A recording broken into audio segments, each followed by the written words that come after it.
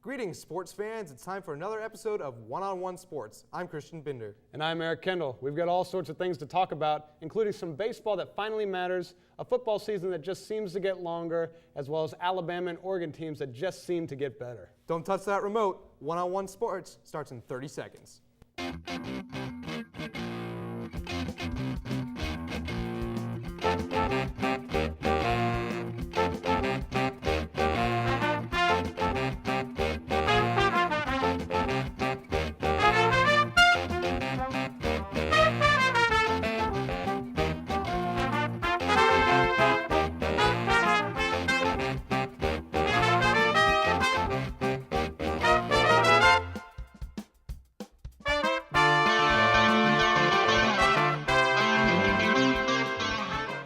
Let us start with some refreshing news. Baseball season has finally begun. The 2010 playoffs are set and include some exciting new teams as well as some old proven favorites. Christian, you excited? Is that even a question? Of course I'm excited. Baseball playoffs, what could be better? It's like Christmas in October. Okay. I know it's not a common phrase, but it's Christmas in October. We got the Yankees, we got the Rays, we got the Twins, we got the Rangers, exciting teams. We got the Phillies, and the rest of the National League I don't care about. Yeah, but I feel like last year was a little dull. I like these new teams with a lot of young talent. The Reds are very exciting. The Rangers with Cliff Lee are now a contender, and the Twins, who I've always liked. I like the Twins. Joe Mauer. It's just a great team to watch. I gotta admit, every year Ron Gardenhire seems to make it work, and it's just amazing. And the Twins and the Yankees, while the Yankees blew them out of the water last year, I think it's going to be a fantastic series to watch. And the Rays, again, fantastic series. You got Cliff Lee on one side and David Price on the other. That's going to be a fantastic Game 1 matchup. Surprise me. Who are you taking right now?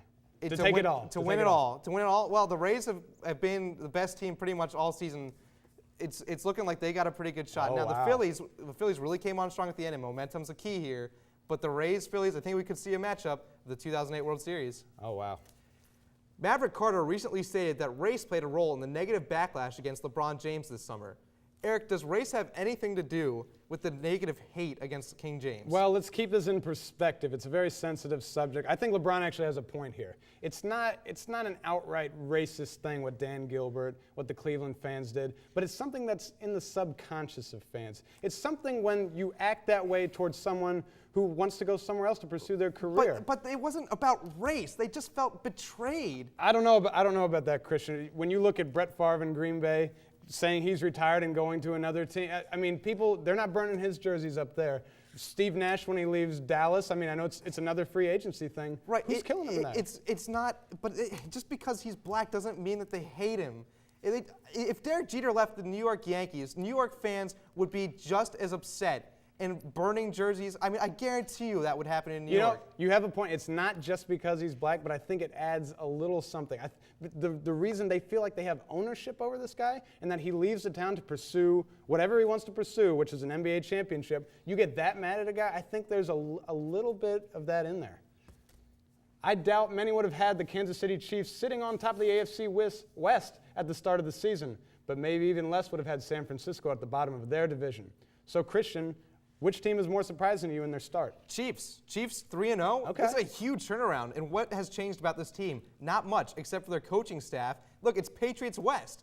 You've got Charlie Weiss, offensive coordinator, Romeo Crennel, defensive coordinator. Same kind of system. And they're saying it works with a New England quarterback in Matt Castle. It is New England West. Todd Haley is a great offensive mind. And Dexter McCluster, these rookies for Kansas City, very, very, very good. McCluster just burning guys. He's so fast. Tony Moyaki looking like Tony Gonzalez out there on tight end. See, you're making all my points for me. I agree. It is Kansas City who's had the most surprise. San Francisco, you kind of sensed it. I mean, Alex Smith isn't really that proven. The defense you thought would be better. I think it's definitely a coaching thing, and as you can see, they've fired their offensive coordinator. They've done all sorts of things. It's a big surprise, but Kansas City, as you said, they just look so much faster. Their defense is getting after the quarterback all of a sudden. Definitely a big deal. And what drives me crazy about the 49ers is that Alex Smith actually looked decent last year, and now he's thrown more picks than any 49ers has thrown in the first 4 games of a season. I mean, you got to get there at some point. I think Alex Smith is done in San Fran. It's weird because he's not the biggest weak link. He's not. It's the rest of the team. Well, just like every year, the Red River rivalry has been played, and the winner is now the favorite to win the Big 12. Sure, Oklahoma has looked solid in the early goings, and against rival Texas. But Eric, are the Sooners the best team in that conference? I think you're crazy to say any other team is. I mean, I like what Texas A&M is doing. I like some other teams in there. Oklahoma State doesn't look bad. But Oklahoma has played the toughest schedule. They've beaten Texas. They killed Florida State. I don't think there's any other team up for the discussion at this point. The best argument there is the schedule. But outside of them, the entire Big 12 has not played a particularly difficult schedule. And the team that stands out to me is Nebraska. These guys, look, 4th in the nation in rushing. Okay. 7th in points against. You're going to have to win me over here. You're going to have to win me over. They have a guy that in Taylor Martinez, the quarterback, who is to them what Denard Robinson is to Michigan. He's got over 500 yards passing and almost 500 yards rushing. I mean, this team is complete in every facet of the game, and they are very well poised to make a run at this Big 12 championship. See, great player out there. You said Taylor Martinez, great player. But I just said Florida State. I just said Texas. Oklahoma rolled through both of them. I think that's something you got to consider. We'll see how this turns out in the next couple of weeks because Nebraska's got 2 big games coming up, at Kansas State and versus Texas. I think on the other side of those 2 games, we'll find out who really is the favorite to win. All right. Well, we have to take a quick commercial break, but when we come back, find out who our resident experts think will be the best pro quarterback in the state of Pennsylvania. Stay tuned. Here at 101 Sports, we were having some problems with organization, so we decided to bring in Elon Club baseball pitcher Aaron Mosier to help us out.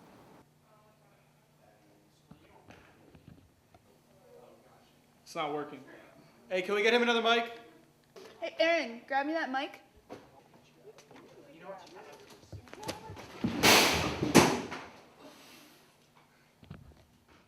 We're gonna need another mic.